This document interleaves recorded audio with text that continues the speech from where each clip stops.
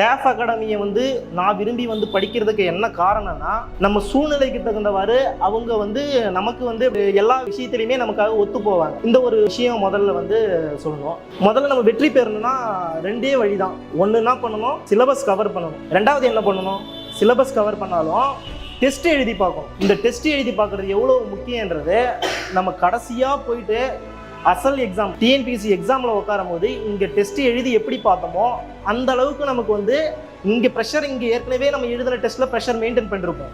அதே ப்ரெஷரோட தான் அங்கேயும் இருக்கும். ஆனால் இருந்தாலும் அதை முடிக்கும் போது ஒரு திருப்தியோட முடிப்போம் நம்ம. அதனால் வந்து இந்த டாப் நிறுவனத்துக்கு நான் வந்து ரொம்ப கடமைப்பட்டிருக்கேன்னே சொல்லலாம்.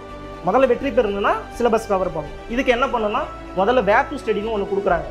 உண்மையாலுமே சொல்கிறேன், இங்கே சிலபஸ் கவர் பண்ணாதவங்க ஜெயிக்க முடியுமான்றது தெரியல. ஆனால் அந்த சிலபஸ் கவர் பண்ணணும்னா அவங்க கொடுக்குற அந்த வேர் டு ஸ்டடி இருக்குல்ல, அதை முழுசாக நம்ம படித்தாலே போதும். அது நம்ம முடிச்சு அந்த தேர்வு எல்லாத்தையும் எழுதி முடிக்கும் போது நம்ம உண்மையாலுமே சிலபஸ் கவர் பண்ணியிருப்போம். இதுதான் வந்து அந்த வேர் டு ஸ்டடியோட முக்கியத்துவமே. அது வந்து நம்ம டாப்பில் வந்து ரொம்ப அருமையாக இருந்துச்சு. அதே மாதிரி ஆனால் இருந்தாலும் எல்லா ஆசிரியரும், டேஃபோட ஆசிரியர் எல்லாரும் எவ்வளோ திறமையானவங்கன்னு சொல்ல முடியும்னு பார்த்தோன்னா அந்த டெஸ்ட் பேட்சில் வைக்கிற அந்த கொஸ்டின்ஸை பார்க்கும்போது தான் தெரியுது. ஏன்னா அந்த அளவுக்கு அது தரமிக்கதாக இருந்துச்சு. அதுவும் இல்லாமல் இந்த கொஸ்டின் முடிஞ்சவொடனே டெஸ்ட் எழுதுறாங்க அப்படி விட்டுருவோன்றதெல்லாம் கிடையாது.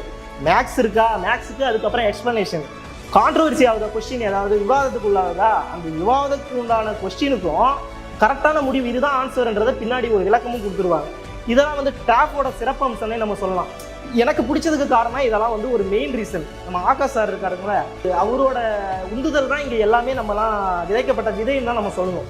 ஏன்னா அவரை எதுக்கு இப்போ நான் பெருமைப்படுத்தி சொல்கிறேன்னா, இப்போ விவேகானந்தர் சொன்னாருங்கல்ல, திறமையான ஏழை மாணவன் கல்வியை நாட முடியவில்லை என்றால் கல்வி தான் அவரை தேடி போகணும் அப்படின்றத ஒரு வாசகம் ஒன்று சொல்லியிருப்பார்.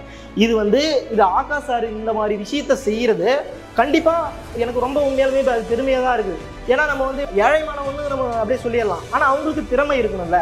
அதே மாதிரி வந்து முக்கியமாக வந்து நன்றி சொல்லணும்னா எங்கள் அப்பா அம்மா, அவங்க வந்து அதிகமாக படிக்கலை, ஆனால் படிப்பு அறிவு அவங்களுக்கு இல்லைன்றதை தவிர அந்த அனுபவ அறிவுனால, ஏன்னா நம்மளை இவ்வளோ தூரம் கொண்டு வந்திருக்காங்களா. இப்போ நம்ம இந்த ஒரு இடத்துல வந்து நிற்கிறோன்னா அவங்களோட அனுபவத்தை அவங்க ஒரு வழி நடத்துறது மூலயமா தான் நம்ம இந்த இடத்துக்கு வந்திருக்கோம்.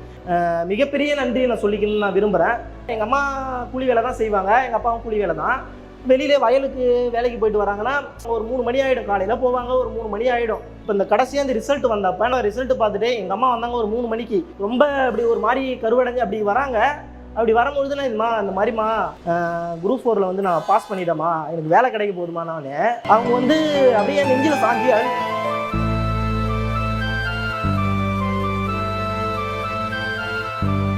அப்படியே அவங்க வந்து என் நெஞ்சில் சாஞ்சி அழுகுறாங்க. அப்போதான் வந்து நினைச்சேன், எல்லாரும் சொல்லுவாங்கல்ல நம்ம வெற்றி அடைஞ்சா வந்து எல்லாரும் சந்தோஷப்படுவாங்க அப்படின்னு நம்ம நினைக்கிறோம்ல, அது கண்டிப்பாக வந்து நம்ம அப்பா அம்மா வந்து உண்மையிலுமே அது சந்தோஷப்படுவாங்க.